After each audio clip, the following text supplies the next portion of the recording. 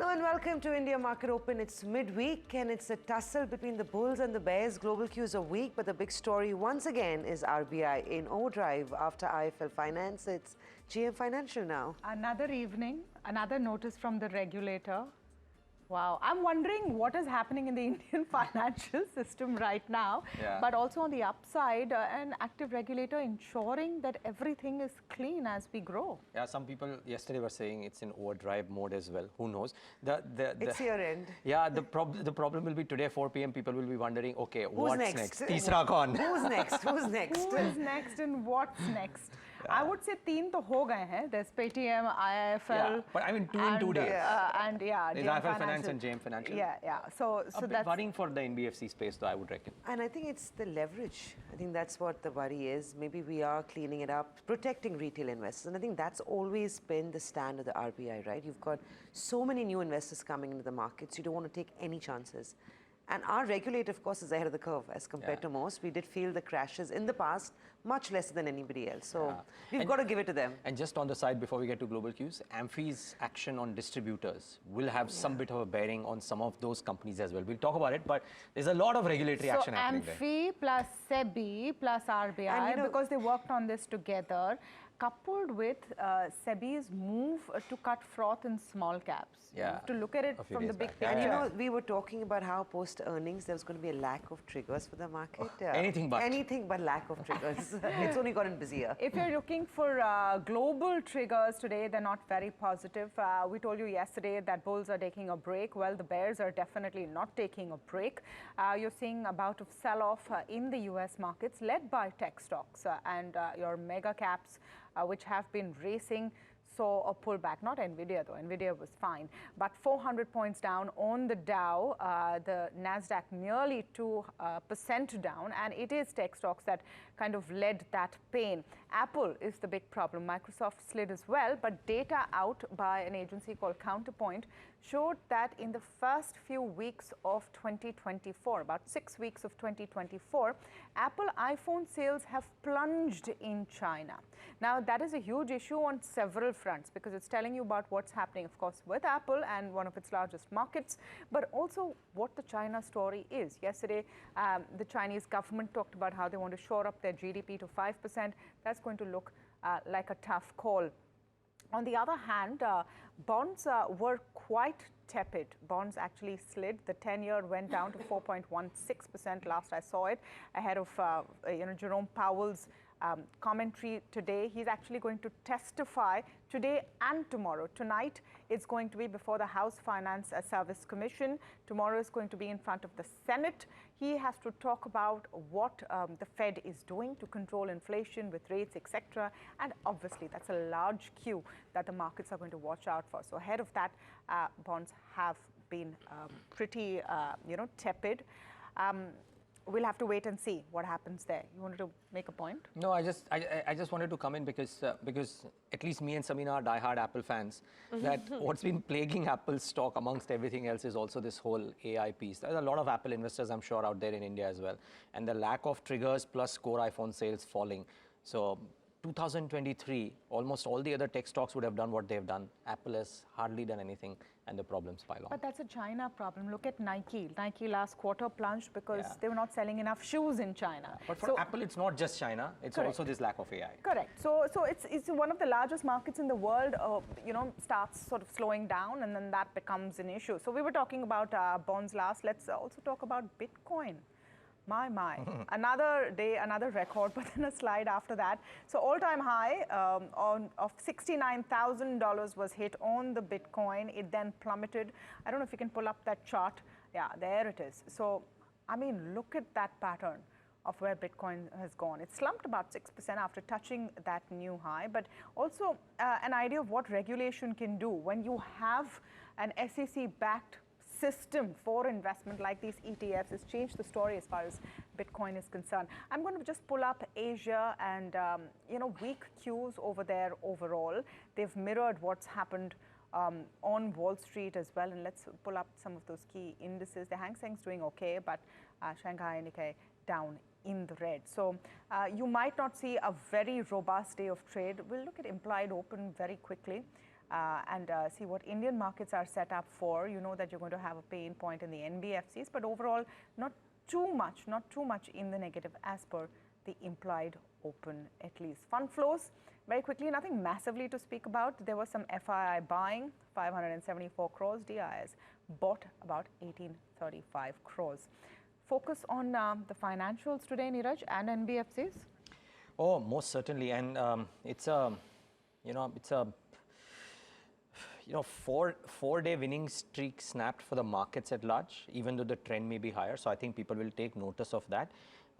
And yes, focus on NBFCs and finance for sure, because I think Chinmay pulled out its data and Harsh will talk about it a bit later on in the show. But at multiple points of time in the past, when the RBI has taken some action on NBFCs, the NBFC FinServ Index X banks has had some very strong corrective pullbacks, and I think that should make people worried. So, for example, somebody that I was talking to very early in the morning, a large investor, and we were talking about the City note on Aavas Financiers and how Aavas Financiers has also been bought by SBI Mutual Fund and Amansa, no less. And the view was that because NBFCs are currently in the eye of the storm, why go out there fishing in troubled waters? Because there are other pockets. So, that might be the case that near term, people might not want to touch NBFCs. Near term, by the way, there is a slew of 3 supply side triggers. One, a number of lock-ins opening, so that is a problem. The supply of mid-cap QIPs is the other thing, which is large and slated to come out in the next 2 or 3 months, especially in the next 2 months.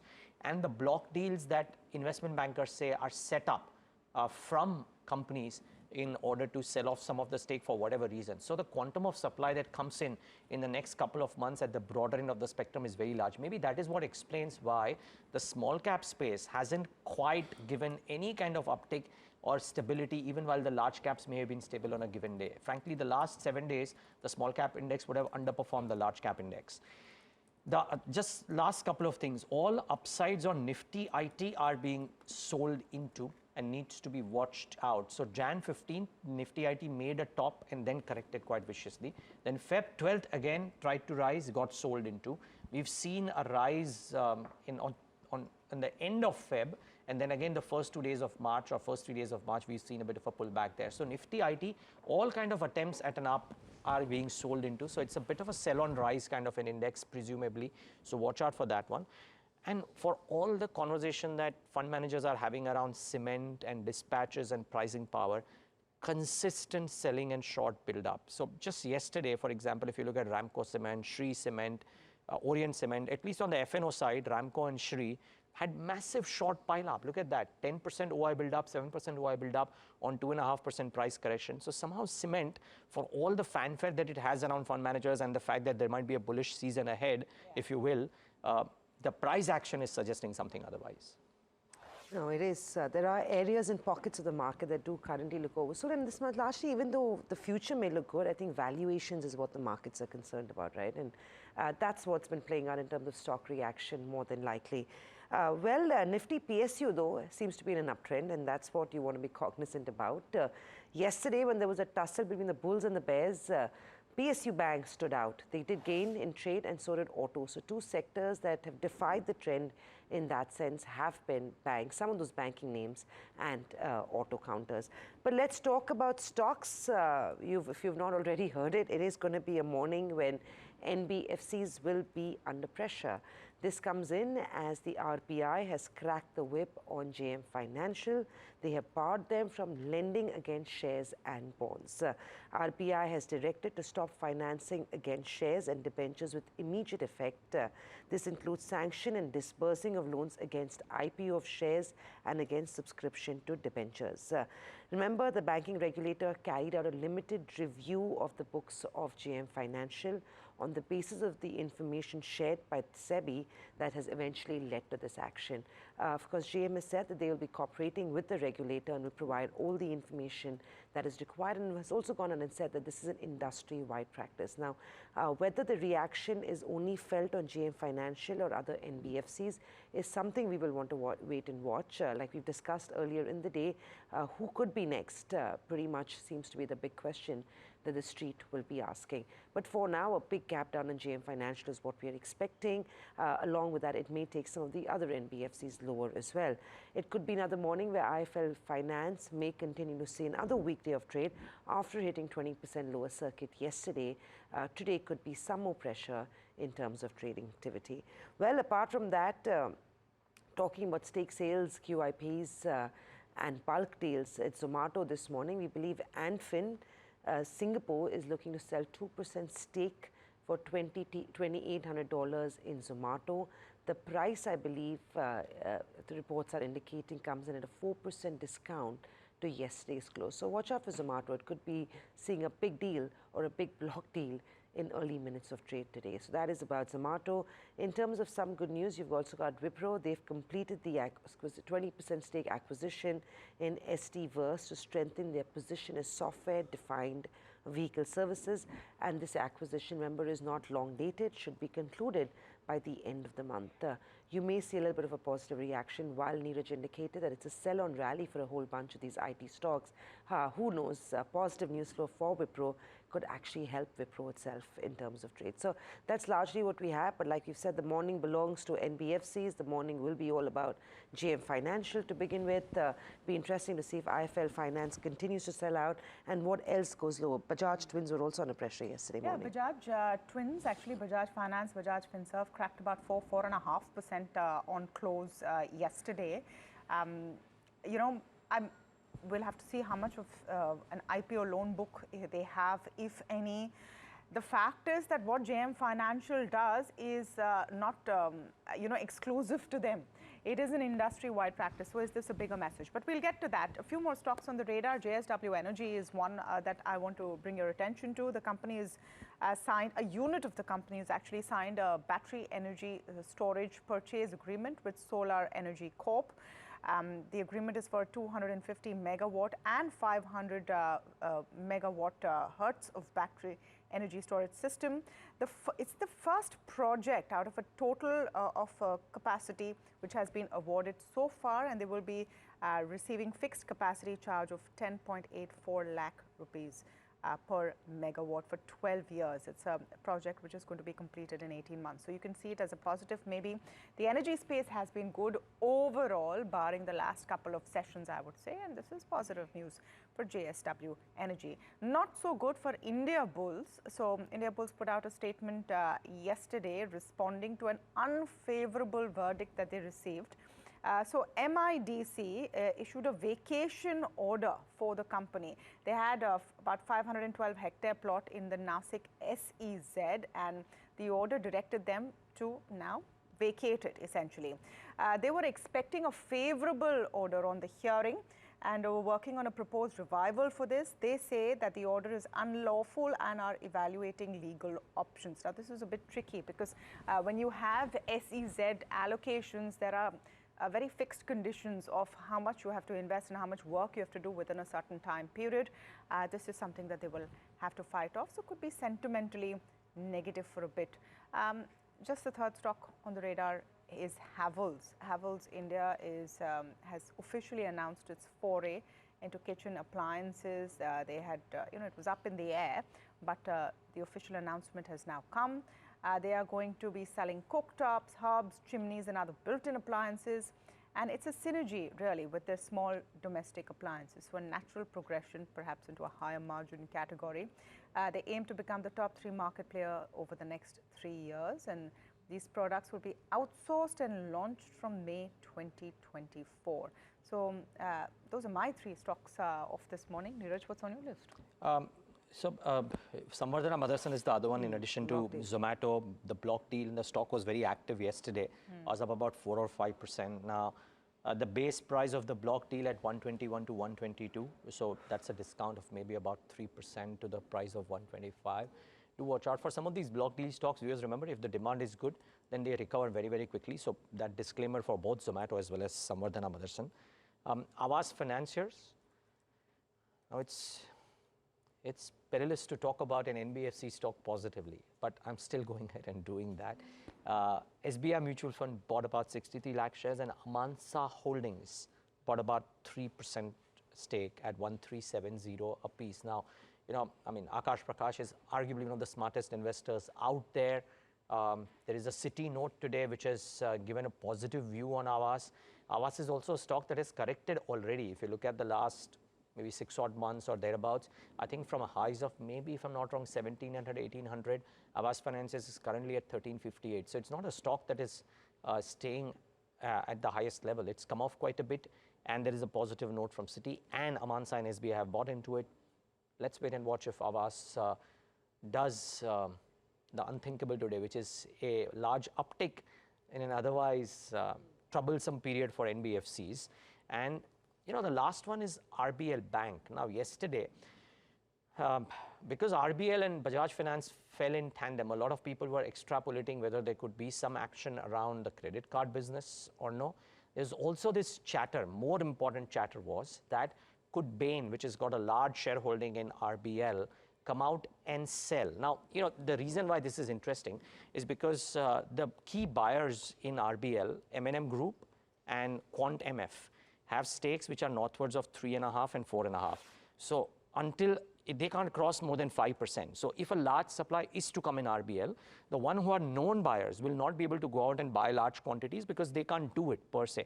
And therefore, there was this fear yesterday that if the block is going to come, could it result in an overhang for RBL Bank?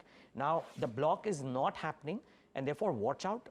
If that was the reason, and that could well be one of the reasons why RBL fell yesterday, you might well see a bit of a recovery in RBL Bank today. So that is the other thing to keep in mind. While all the financial stocks had a bit of a problem, for RBL, this was the overhang rumor in trade yesterday. Let's see if there is a bit of a return. And just to mark that, just the price volume action in RBL or some of the others, by the way, RBL was down 6.5% yesterday. Volumes marked for delivery at about 2.2 times the 1 month average. And then there are the others. Network 18 yesterday, 5% down yet again. Volumes marked for delivery 18 times the 1 month average. And then the others, Balaji, Yuko, Tata Chemicals, all this Tata Sons play. By the way, guys, interestingly, there was an article that I was reading which said, from a sales note, I was reading this, it said that Tata Chemicals market cap before the rally or whatever, 22,000 odd crores, whatever, it has about 3% stake in Tata Sons, and that stake is about 75% of its current market cap. So no wonder Tata Chemicals had a bit of a rally yesterday. And then everyone is at the buzz about the Tata Sons IPO is really very large, an insane situation. Just one more I want to add is Mahanagar, gas, which I think we should put on your radar because they've cut CNG prices by 2.5 rupees per kg in Mumbai. So CNG, of course, becomes cheaper from March 6th. On MGL, CNG price cut of 3 rupees per kg was done in October as well. There's a Citi note which has downgraded Mahanagar to sell on regulatory risks on margins. They've cut the price target to 14.05 as well. So they're worried, of course, because before elections, there have been statements which want to cushion consumers. And the fact is that there was a set of statements from the minister saying that end consumers have not really benefited from gas reforms. You have the companies and the gas distributors who enjoy high profits. He also went on to say that we are willing to take drastic steps if required to ensure consumer benefit. Great. That word stood out for me, willing to take drastic steps. So, you have to temper it a bit with political rhetoric. Yeah. I would say. But yes, the fact is that at the end of the day, if you look at what people say versus what they do, one of my favorite things to look at, with OMCs, also another very political sort of space, at least the government of the day has let them be. So one can hope that of Mahanagar Gas, but right now these statements were a bit scary. To say the least. I would somehow believe that this will lead to a fall in the stock price today for sure. Absolutely. Today you're going to see a reaction, no doubt. You're going to have very few gainers on the street anyway. But a quick mention, of course, we talked about India's inclusion in the Bloomberg index yesterday. But it'll be interesting to see how the debt markets continue to react. You may see a sentimental positive impact on the dollar-rupee pair as well. A weaker dollar globally will be contributing to a little bit of a gain on the local currency back home, and the debt markets will be in focus.